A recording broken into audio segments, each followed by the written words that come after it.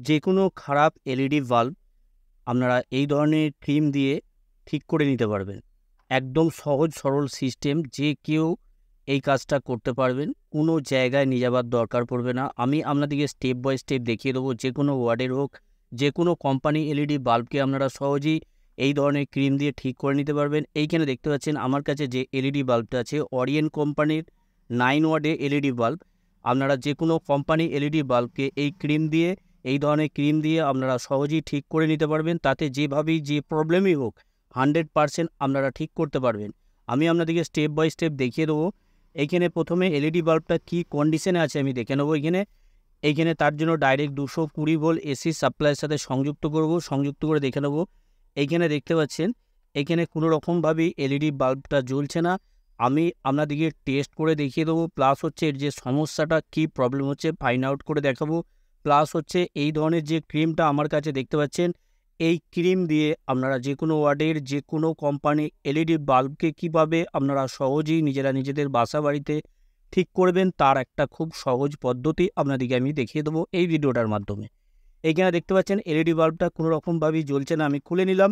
খুলে নেওয়ার পর এলইডি বাল্বটাকে আমি প্রথমে ডিফিউজারটাকে খুলবো। ডিফিউজারটাকে খোলার জন্য এই ধরনের টেন্সার ব্লেড দিয়ে বা কোনো রকম চাকু দিয়ে আপনারা সহজে এইভাবে যখন চাপ দেবেন, সহজেই আস্তে আস্তে এইভাবে চাপ দেবেন, খুলে যাবে।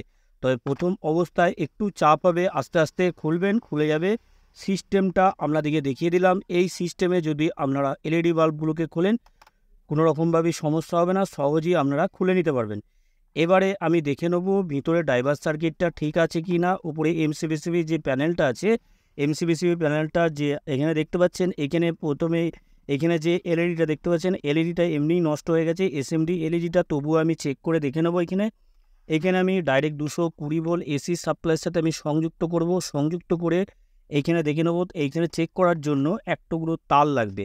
এই ধরনের আমি এক টুকরো তার নিয়েছি। এই ধরনের তার বাসাবাড়ি থেকে একটুখানি তার কেটে নেবেন। তার কেটে নিয়ে ঠিক এইভাবে আমি যেভাবে করে রেখেছি তারটা এইভাবেই করে রাখবেন।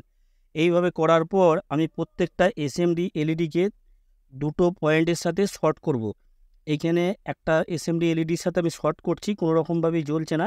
এইখানে যে এসএমডি এলইডিটা উঠে গেছে, এখানে আমি শর্ট করে দেখব জ্বলছে কি জ্বলছে না। এখানে দেখতে পাচ্ছেন এইখানে শর্ট করার পর পুরোপুরিভাবে এলইডি বাল্বটা জ্বলছে। তার মানে এইখানে যে এসএমডি এলইডিটা খারাপ হয়ে গেছে, এই এসএমডি এলইডিটা খারাপ হওয়ার জন্য এই সমস্যাটা হচ্ছে। তো ড্রাইভার সার্কিট আপনারা কীভাবে চেক করবেন, এইখানে এলইডি বাল্বটা লাগানোর পর এইখানে জাস্ট দুটোকে টাচ করবেন, একটা ফায়ারিং হবে। তার মানে এইখানে এমসিবিসিবি যে প্যানেলটা আছে, এখানে যে এসএমডি এমসিবিসিবি প্যানেলটা, এই এমসিবিসিবি প্যানেলটা এলইডিগুলো জ্বলে যাওয়ার জন্য এখানে অটোমেটিক ডিসচার্জ হয়ে গেছে। আমি আরেকবার জ্বালিয়ে দেখিয়ে দেবো আপনাদের। আবার আমি ডাইরেক্ট 220 ভোল্ট এসি সাপ্লাইয়ের সাথে আমি সংযুক্ত করার পর এইখানে যে দুটো পয়েন্ট আছে প্লাস মাইনাস, এই দুটো পয়েন্টের সাথে আমি টাচ করব। টাচ করার পর একটা ডিসচার্জ হবে। ডিসচার্জ হওয়া মানে তার মানে আপনারা জেনে নেবেন ভেতরে ড্রাইভার সার্কিটটা পুরোপুরিভাবে ওকে আছে। এইখানে আমি এমসিবিসিবি প্যানেলটাকে খুলে আপনাদেরকে ক্রিম দিয়ে রিপেয়ারিং করে দেখাবো কিভাবে আপনারা যে কোনো ক্রিম দিয়ে আপনারা যে কোনো এলইডি বাল্বকে, তাতে যে কোনো কোম্পানি হোক, যে কোনো ওয়ার্ডের এলইডি বাল্বকে সহজেই আপনারা ঠিক করে নিতে পারবেন। তার জন্য ভিডিওটা ধৈর্য ধরে অবশ্যই সম্পূর্ণ ভিডিওটা দেখবেন, আর দীর্ঘদিন ব্যবহারও করতে পারবেন এই ক্রিম দিয়ে রিপেয়ারিং করার পর। এখানে যে দুটো প্লাস মাইনাস তার আছে, এই প্লাস মাইনাস তারগুলো আমি খুলে নেবো। অলরেডি এখানে পেস্ট আমি লাগিয়ে নিয়েছি।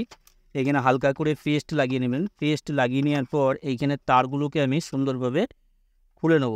এইভাবে সুন্দরভাবে খুলে নেবেন সোল্ডারিং আয়রন দিয়ে।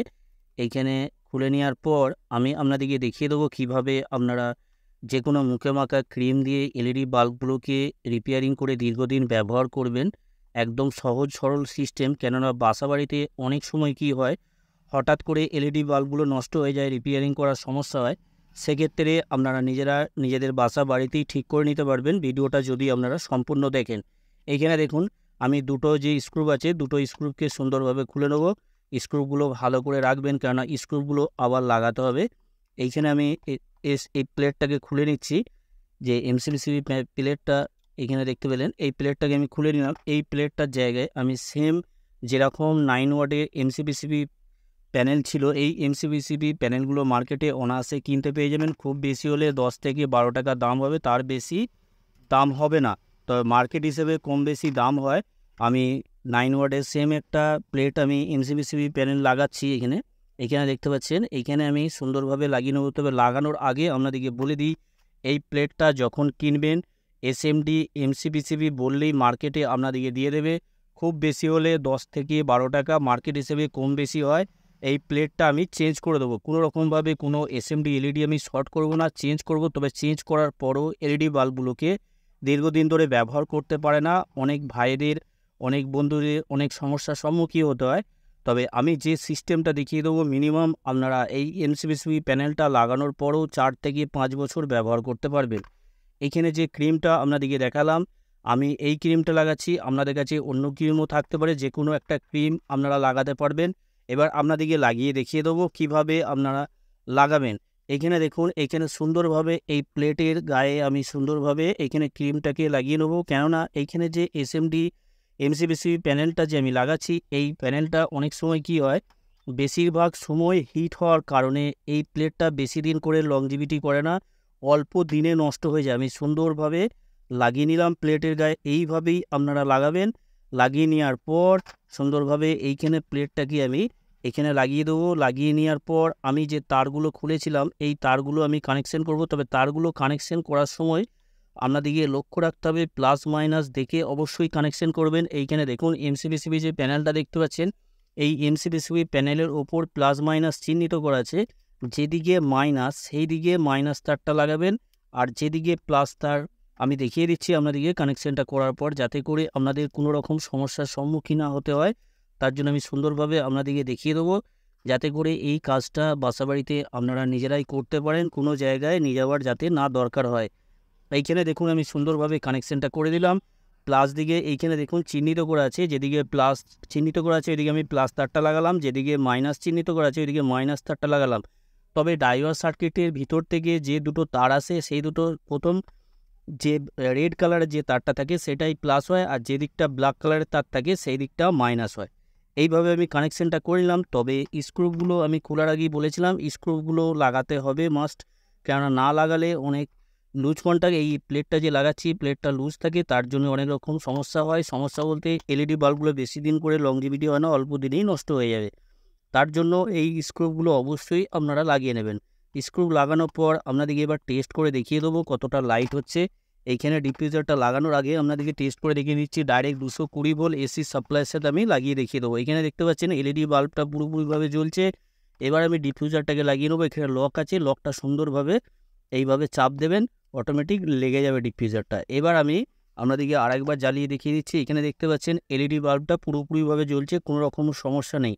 এইভাবে আপনারা যে কোনো ওয়ার্ডের যে কোনো কোম্পানি এলইডি বাল্বকে একটা ক্রিম দিয়ে অনায়াসে রিপেয়ারিং করে নিতে পারবেন। এই এলইডি বাল্বগুলো রিপেয়ারিং করার জন্য কোনো জায়গায় নিয়ে যাবার আপনাদের দরকার পড়বে না। ভিডিওটা যদি ভালো লাগে একটা লাইক করতে ভুলবেন না। আর এই ধরনের ভিডিও পাওয়ার জন্য অবশ্যই চ্যানেলটাকে সাবস্ক্রাইব করে অল নোটিফিকেশন অন করে রাখবেন, কেননা এই ধরনের আমার অনেক ভিডিও আপলোড করা আছে। আমার চ্যানেলে যে ভিডিওগুলো আপলোড করা আছে সেই ভিডিওগুলো আপনারা যদি দেখেন তাহলে আপনারা অনেক কিছু শিখতে পারবেন। আপনারা সকলেই ভালো থাকবেন, সুস্থ থাকবেন, নিজের খেয়াল রাখবেন। ওকে, থ্যাংক ইউ, ধন্যবাদ।